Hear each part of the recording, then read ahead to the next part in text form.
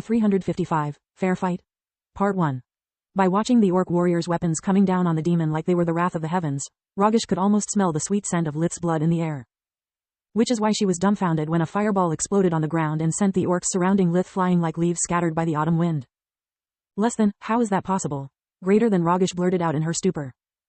The lack of air element prevented Lith from flying or casting powerful air spells, but there was more than enough to support a tier 0 gravity magic trick. Even the shockwave from a simple fireball was enough to buy him some space once his opponents had become weightless. I think we are in trouble. Solis was worried. The lack of earth magic already prevented us from blinking. Now even flight and lightning bolts are sealed. What if the shaman can seal the other elements too? That's the bad news. The good news is the same applies to them. Lith watched some orcs trying to produce air blades, yet all they managed to do was waste their mana. Their coordination is non-existent. We'll see who runs out of tricks first. Lith's hands moved so fast that for a second even the shaman only saw a blur. Then, a volley of fireballs and several ice spears darted toward the mana crystal. Ragesh attempted to raise a stone wall and failed. Gods below, what have I done? I must protect the holy crystal, she thought. She didn't have the time to nullify two elements, and even if she did, it would make her completely useless in combat. The only thing she could do was to push Testalosh and the crystal away with spirit magic while shielding herself with the thickest ice wall she could produce in the little time she had left. She succeeded in saving both the crystal and herself, but it came at a terrible price. Lith had timed the two spells so that the fireballs would hit first, shattering the ice protection he knew she would have employed, so that the ice spears would find a clear path to the enemy. Ragesh was alive, but barely. Chunks of her flesh were missing because of the explosions, and several spears had struck her despite her raising walls one after another. She was already healing her wounds with invigoration, but the after effects would leave her weakened nonetheless. What an idiot. Lith inwardly laughed. Playing dirty is a game two can play. I want the crystal badly, but not if it costs me my life. By attacking it, I can force the orcs on the defensive. The orcs rushed Lith again. The demon's blasphemous act had pushed their rage to its peak, allowing their bloodlust to blind them. Exactly like Lith wanted, the orcs were a threat to his life only if they coordinated their efforts. They attacked him as if they were alone, giving no consideration to their own companions' movements. Without tactics, the orcs were just an annoyance. Their crude weapons were nothing compared to Gatekeeper. Their boosted cores granted them feeble abilities compared to Lith's bright cyan one when pushed to its limit.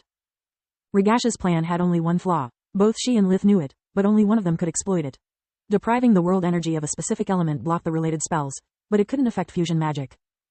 Fusion magic didn't rely on external energy but on the elemental power its user naturally stored. Lith's air fusion could not only make him incredibly fast, but it was also channeled and amplified by the Gatekeeper's enchantment, boosting the sword's edge. A single slash was what it took to cleave an orc asunder, along with the axe with which he had attempted to block. A single lunge would go clear through its intended victim and beyond, wounding those stupid enough to be near its exit point.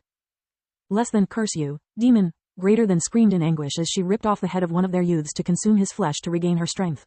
The fight had barely started, yet the number of her warriors had halved and she was gravely injured. Thanks to invigoration, Ragesh was able to instantly assimilate the food's nutrients and restore her strength. Testalosh immediately ran to her side. The chieftain was visibly worried for her.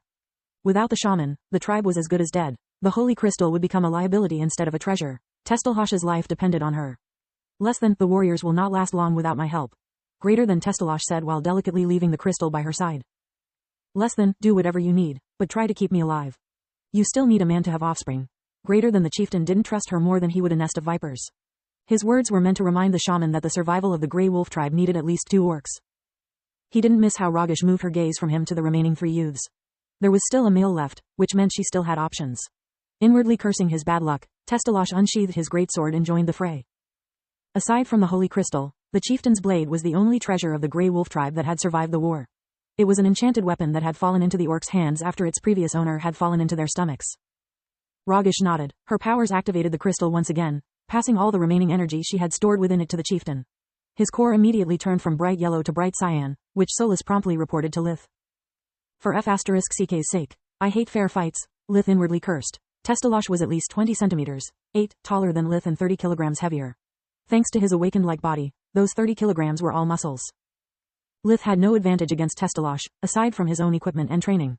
In terms of sheer physical strength, the chieftain was like an adult fighting a prepubescent teen. How long until the balance is restored? Lith hated forcing Solis to consume her remaining mana, but he had no choice. Only when all of Lith's skills were online again he could safely terminate the orc tribe. Earth is back to normal already. Air should support spells up to tier 2, Solis replied. She was already so weakened that only her natural senses remained. Solis decided to save the remainder of her mana for an emergency, just to be safe. She could have used invigoration, but unlike Lith's, it required more time and was dependent on her companion's status. Using it would not only leave her completely helpless for a while, but could also destabilize Lith's mana flow.